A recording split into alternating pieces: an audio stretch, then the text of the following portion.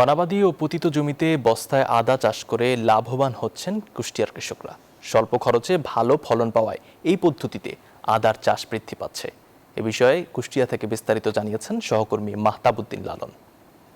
অনাবাদি ও পতিত জমিতে বস্তায় আদা চাষ করে সফলতা পেয়েছেন কুষ্টিয়ার কৃষকরা। ইতিমধ্যেই কিন্তু জেলার বিভিন্ন উপজেলার কৃষকরা এই বস্তায় আদা চাষে ঝুঁকেছেন এবং তারা বলছেন যে বস্তায় আদা চাষের ফলে খরচ যেমন কম, পাশাপাশি অনাবাদি বা পতিত জমি যেসব জমিতে ফসল উৎপাদন করা সম্ভব হয় না, সেই অব্যবহৃত জমি বা জায়গাগুলো কিন্তু আসলে এই বস্তায় আদা চাষে আসলে ব্যবহার করা হচ্ছে। কৃষকরা বলছেন যে প্রতি বস্তায় 200 গ্রাম আদার বীজ বপন করে তারা 1.5 থেকে 2 কেজি পরিমাণ আসলে ফলন পাচ্ছেন। এতে মাঠে বা কৃষি জমিতে রোপণ করে যে ফলন তার থেকে কিন্তু বস্তায় আদা চাষের ফলন বেশি বলে কৃষকরা দাবি করছেন। ইতিমধ্যেই কিন্তু আসলে বস্তায় আদা চাষের যে পদ্ধতি সেটি নিয়ে কৃষকদের প্রশিক্ষণ এবং কারিগরি